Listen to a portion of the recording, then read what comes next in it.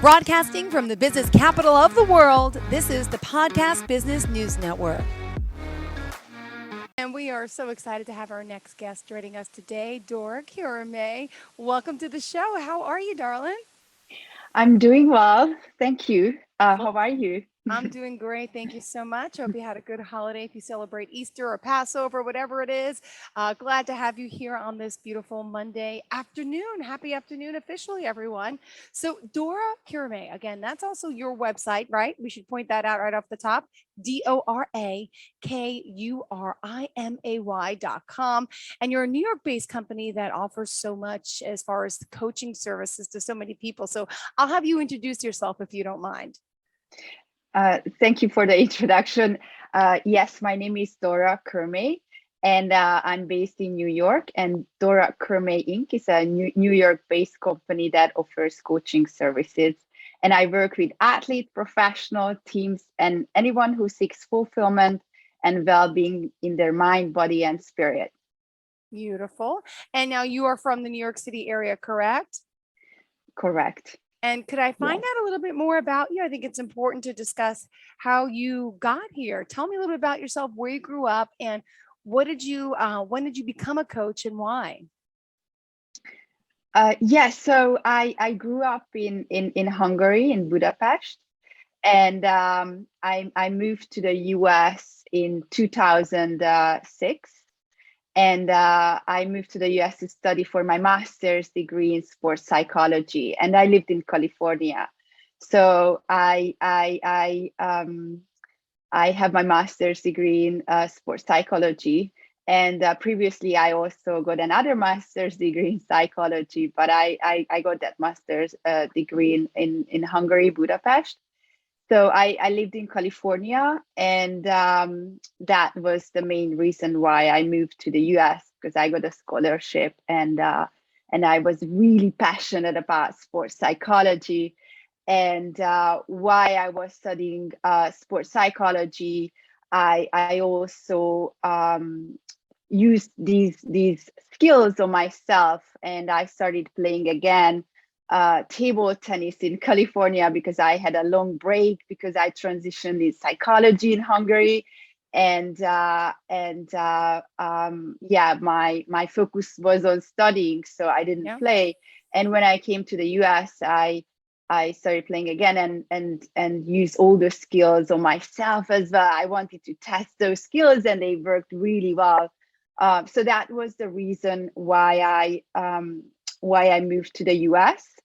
And regarding coaching, I started. I mean, I worked with athletes Yeah. uh, and professionals, so I started doing that even in Hungary, but also, I mean, after I graduated in the US, I started doing that as well Great. in 2009.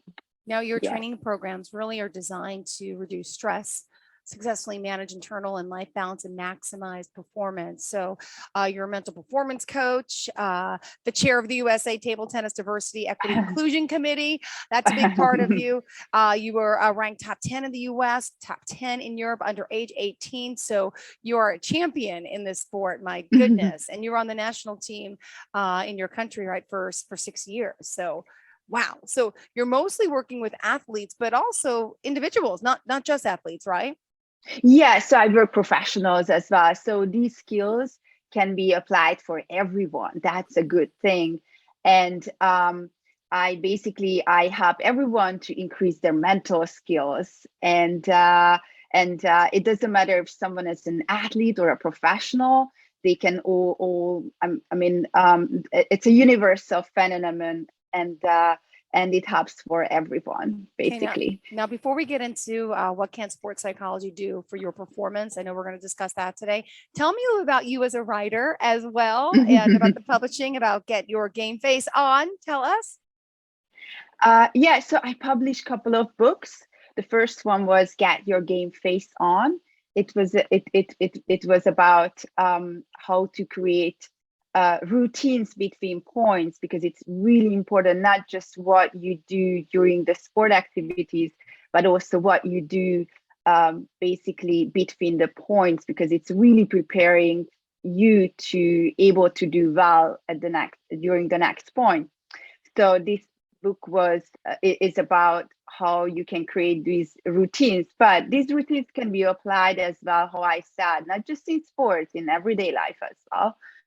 And the second book it's an extended version of Get Your Game Face On Like the Pros.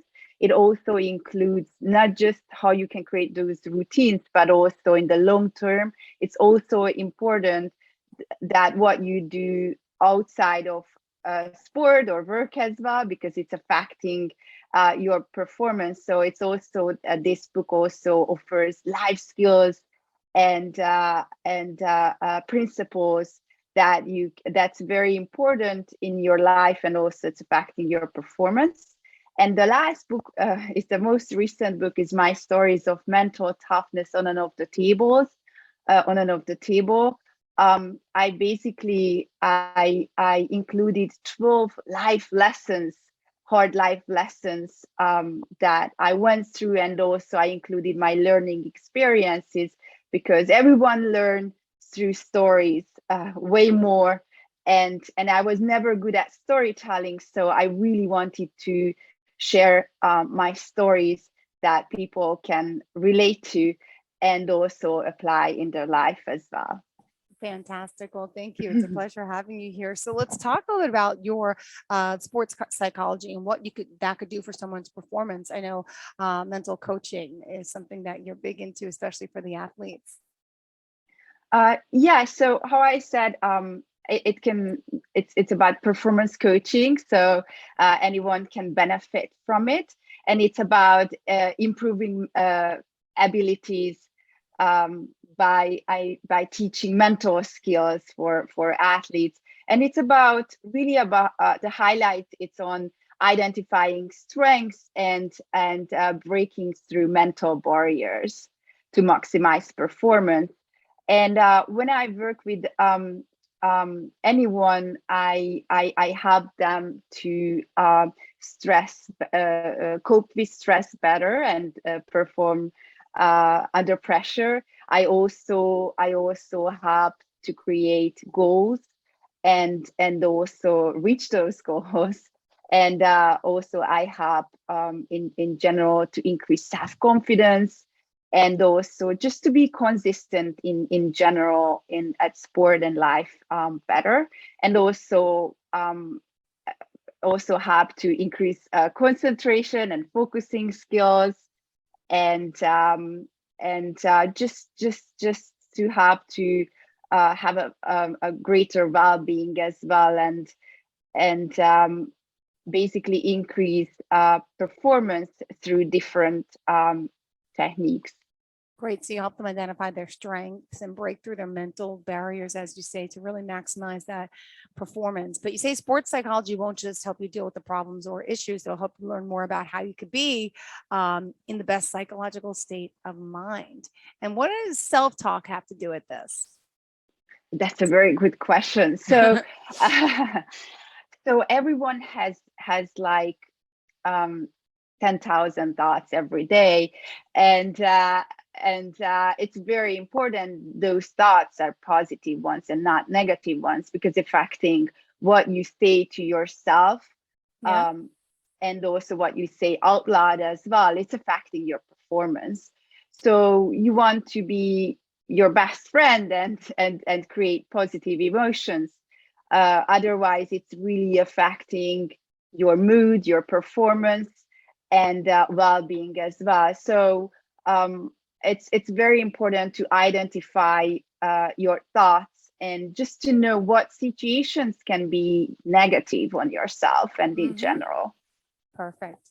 And also with your work, what else would you say is important to you, to your viewers and listeners today, of course, to get across? Because there's so much that you could do that could really help people. My goodness. I saw the top benefits of sports psychology. You have a chart laid out for us, right? Do you want to share some of those benefits? Wow. Yeah, so I always say everything starts self-awareness. You have to know where you are and where you want to be, and also know your strengths and weaknesses. So I would say the first step is always self-awareness. So that's a big benefit of working with a performance coach. Also, I have to improve pre-match preparation, for example. It's very important for athletes and also professionals, not just when there is a competition or an important event, what they do, but right before what they do, because it's also helped them to um, do their best and also get in their optimal state when they can perform your best. I also have increased motivation, how I said, and how to manage emotions. Self-awareness is a big part of that as well. Know your triggers and know the situations when it's hard for you to handle yourself, or even when you are not as confident. It also helps to improve well-being in general, and improve self-esteem and self-confidence as well. How I said, and you asked a great question about self-talk. It's a very big part in everything that you want to be positive, and it's affect your well-being and performance as well. Now, can sports psychology be used to develop interventions to help prevent mental health among youth and students and athletic populations? Yeah, so there is whenever there is a high pressure environment, it's very important. Prevention is a very important thing, and definitely, just how I said, self-awareness is a huge part. So it's helping to prevent all these things, and also it's we also helping to basically improve self-care. It's a big part for everyone, and so if somebody is aware that how much recovery time they need, because recovery time is very important, and self-care, it's also absolutely can prevent mental health for sure. Now, is sports psychology a quick fix? So sports psychology is not, it doesn't happen from day one to day two. Need a couple of sessions, like 10 sessions to see improvement. And it's how I said, it can also help to prevent mental health issues. But the highlight, it's more on the positive psychology. Positive psychology is basically dealing with helping someone to improve and also prevent basically mental health problems. Got it. Fantastic. And also, could you talk about who you worked with specifically? I mean, a wide range of sports and athletes from all different types of sports, right? Yes. So I work with athletes across a range of sports, from table tennis, squash, swimming, golf, soccer, karate, judo, heptathlon, water polo, basketball, and softball. So I work with different levels of athletes, ranging from amateur to national level athletes, national champions, and even Olympians, to help them to handle pressure, build confidence, focus when they need it the most. So basically, when I work with athletes, I apply performance enhancement research and my personal experience as an elite athlete when I work with my clients. And could you talk a little about the U.S. Olympic, I believe it was an Olympic a swimmer that you worked with? Who's that? Yeah, so she wasn't she's not I like to keep everything confidential, but she's not a US. She's okay. Yes, she's from another country, but an Olympic swimmer who I work with. and she had performance anxiety before her races, and she would get too tight. It's a problem for a swimmer, right? So how we work together, basically, how I said before, first step is about awareness, and I help her to identify her thoughts and body language and um, um, her reactions to know what she wants to work on. And I always say you always have to focus on what you can control. And she could control her rituals right before her race. So we created her a pre-performance ritual. So a pre-performance ritual means that what you do repetitively, physically, mentally, before your race to optimize your performance and help you relax and increase your focus and confidence. And basically her pre-performance routine was to listening to music. Also, we created we used visualization. Basically, I will also a little bit talk about that, what it is exactly. Other name for it is imagery. And also created her breathing techniques that was helpful for her right before her race, also during her race. And also we talked about self-talk, which is so important. So we created positive statements, affirmation to encourage herself right before her race. So that's what we did. And in general, visualization or imagery is a great tool. And athletes, very high level athletes, use imagery actually during and even, before their races, before it's a pre-performance routine. And it's about, it's recreating a vivid experience in the athlete's mind. And it's a mental rehearsal about their performance.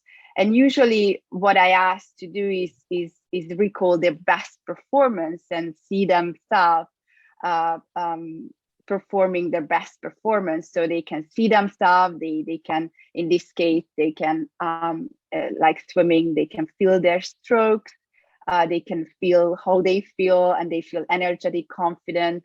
And it's also important to that they can use all of their senses. The more senses they use, the more vivid is the experience. Got it. And a collegiate squash player as well, just to name a few other people you helped, right? Yes.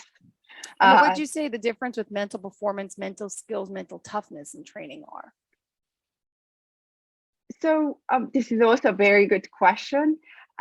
Basically, it's the same. The purpose is the same, and there are different names for it. It's about really helping athletes' performance to do their best, and also, how I said, self-awareness is the first step. So identify what works, what doesn't work, and what they can improve regarding their mental skills. So it's the same. It's just there are different names for it.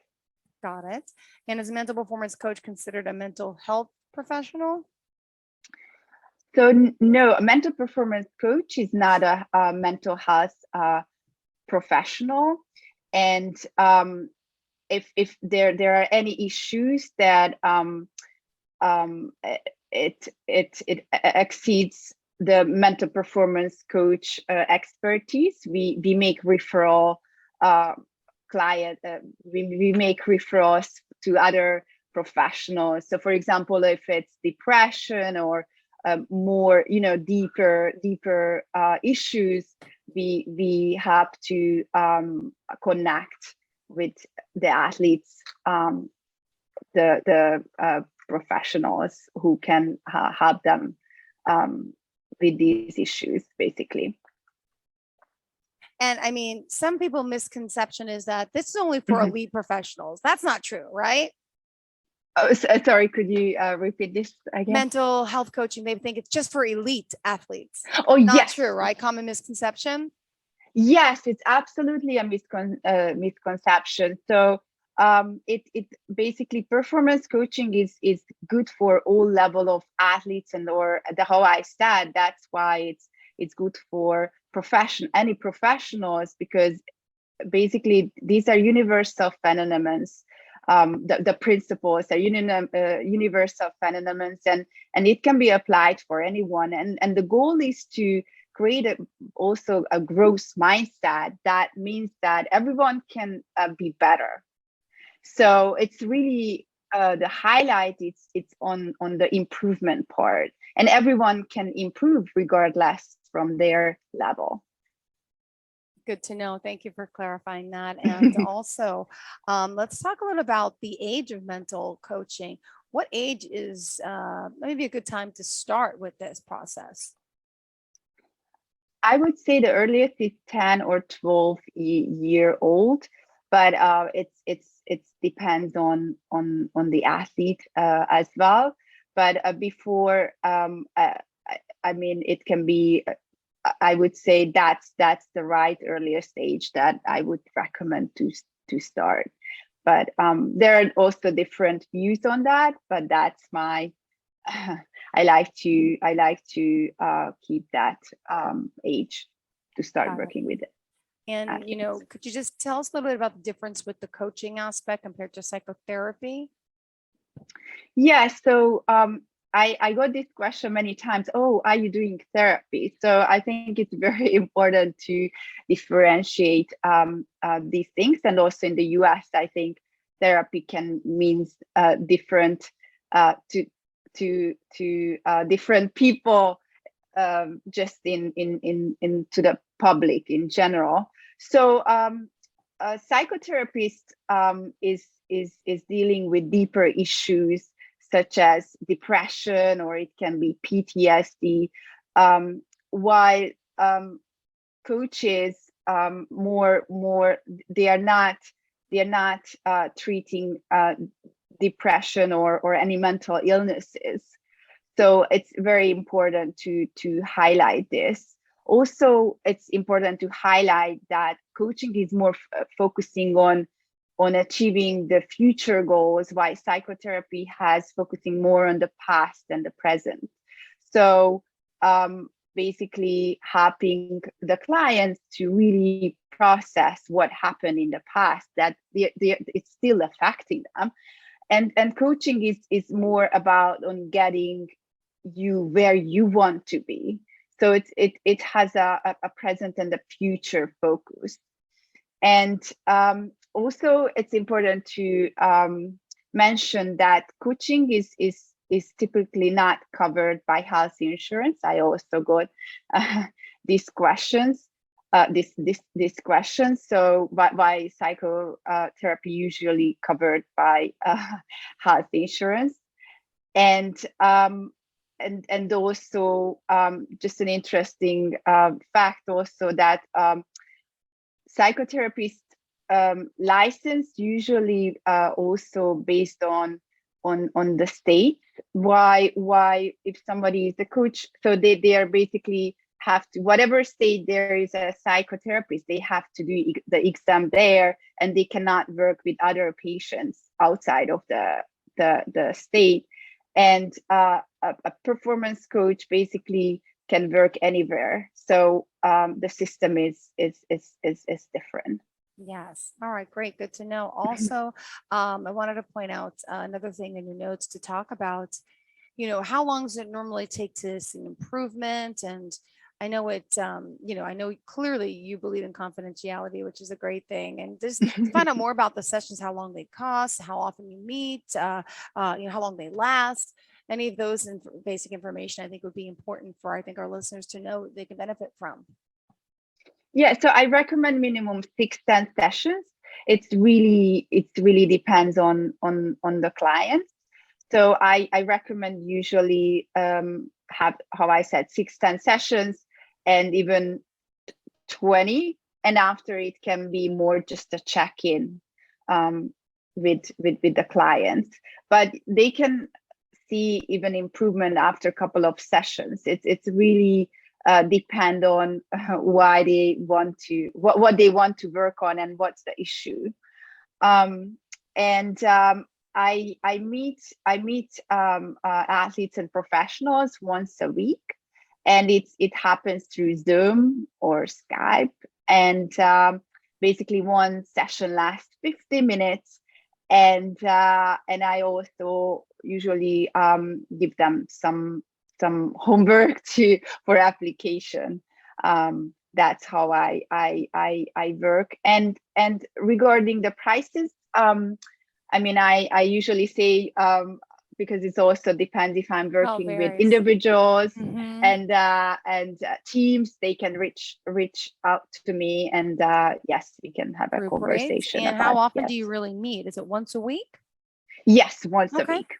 Good to know. Now, what about high performance coaching for individuals with the one-on-one coaching sessions? Do you want to talk a little bit about that in the wheel of life areas? Gosh, we are almost out of time though. My goodness, we have a lot to get through and we're not going to make it all today.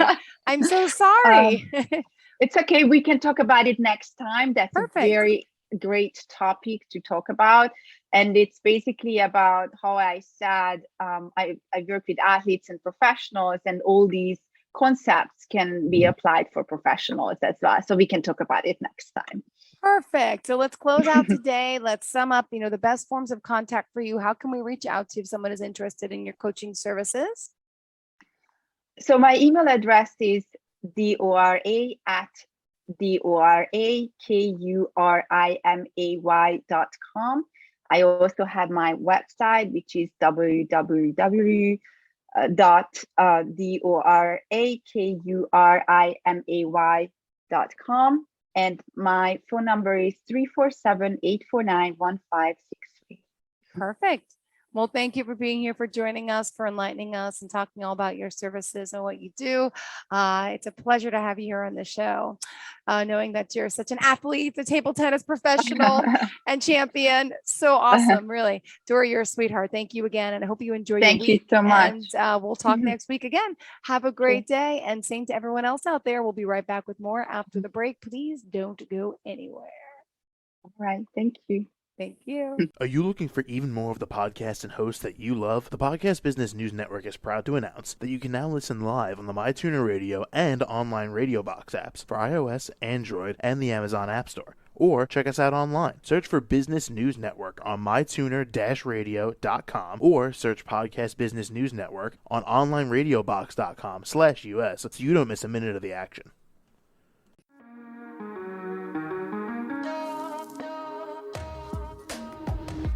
Broadcasting from the business capital of the world, this is the Podcast Business News Network. For nearly 2,000 severely injured veterans, everyday life has become filled with barriers. Day-to-day simple tasks can become pretty daunting. I have to carry my chair up 2 flights of steps or have somebody do it for me. What scares me the most is just the falling. When I'm struggling with my house, I think, to have that one great barrier just knocked down, it's crucial.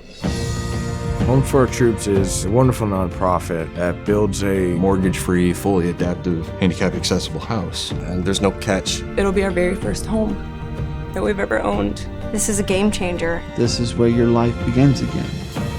We need you to join us in completing this important mission. Please visit hfotusa.org and help build homes and rebuild lives. Because of you, everything's going to be okay.